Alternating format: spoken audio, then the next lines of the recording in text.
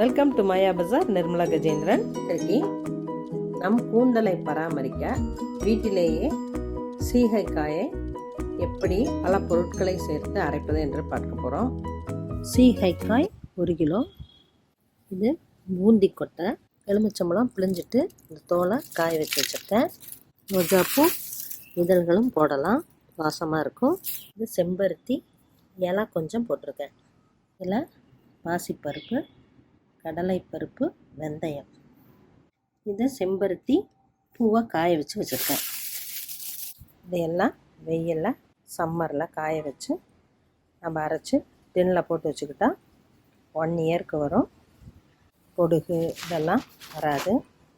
ஹோம்மேடுங்கிறதுனால chemical எதுவும் இல்லை. சீகைக்காய் 1 kilo, 100 gram boondi கொட்டை. இது முழுசாக இருக்கும். இப்படி நாம் இதை நல்லா உடச்சி 1-2 உடச்சி போடணும், இல்லாட்டி மிஷினில் மாட்டிக்கணும்னு சொல்லுவாங்க. அதனால் உடச்சி இதோடையே போட்டு காய வச்சுருக்கேன். இது வந்து ஷாம்பு போல் கொஞ்சம் நுரை கிடைக்கும்.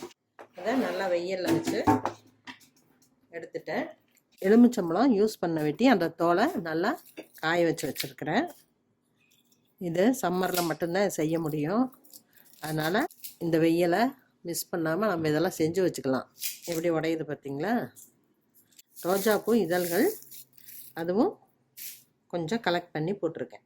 வெந்தயம் 1/2 கப், கடலைப்பருப்பு 1/2 கப், பாசி பயிறு 1/2 கப்.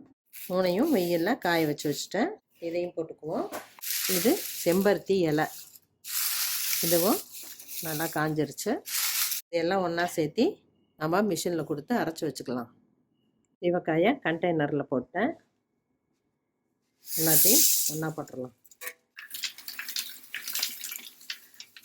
செம்பருத்தி இலையெல்லாம் கொஞ்சம் வலுவழுப்பு தன்மை கொடுக்கும்.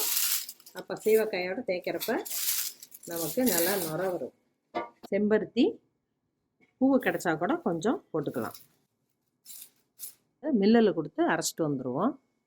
சீகைக்காய் பொடி வீட்டிலேயே இயற்கையான முறையில் ரெடி பண்ணிட்டோம். இதை கண்ணாடி பாட்டில்லையோ ஸ்டெயின்லெஸ் ஸ்டீல் பாட்டில்லையோ போட்டு வச்சுக்கலாம். பிளாஸ்டிக் வேண்டாம். நல்லா ஃபைன் பவுடராக அரைச்சி கொடுத்துருக்காங்க மில்லில். இந்த டேபிள் ஸ்பூனில் 2 டேபிள் ஸ்பூன் கஞ்சியிலையோ தண்ணியிலையோ போட்டு நம்ம கரைச்சி தேய்ச்சி வாஷ் பண்ணினோம்னா முடி ஷாம்பு போட்டது போல் இருக்கும். செஞ்சு பாருங்கள், யூஸ் பண்ணி பாருங்கள், எப்படி இருக்குன்னு சொல்லுங்கள். பிடிச்சிருந்தால் சப்ஸ்கிரைப் பண்ணுங்கள், ஷேர் பண்ணுங்கள். தேங்க்யூ.